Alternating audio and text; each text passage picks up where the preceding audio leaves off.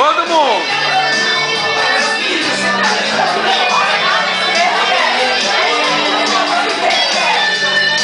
Carboidrato que é açúcar de energia, fonte principal, também aparece como reservar e uma função que é chamada estrutural.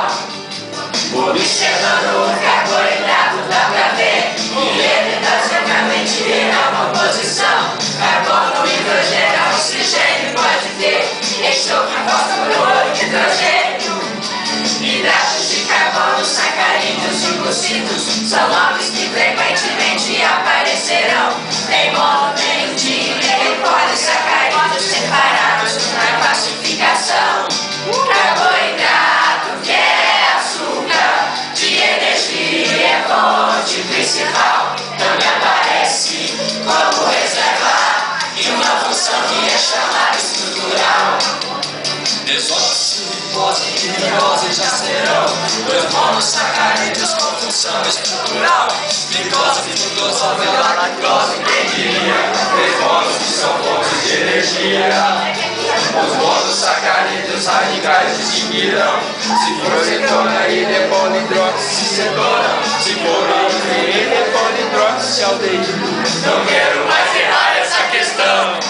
Carboidrato que é açúcar de energia, fonte principal, também aparece como reserva e uma função que é chamada estrutural.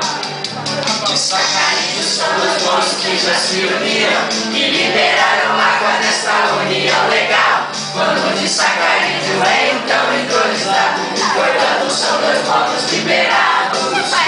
Alguns exemplos de disacarídeos vamos ter. Os mais comuns são as funções que nós vamos ver: maltose, sacarose e energia, celubilose é estrutural. Carboidrato que é açúcar de energia, fonte principal, também aparece como reserva e uma função que é chamada estrutural. Para encerrar, vamos falar dos polissacarídeos. A união de vários monossacarídeos são presentes em reservas, estruturas de energia. Os animais e vegetais estão formando as carapaças, aparece a quitina.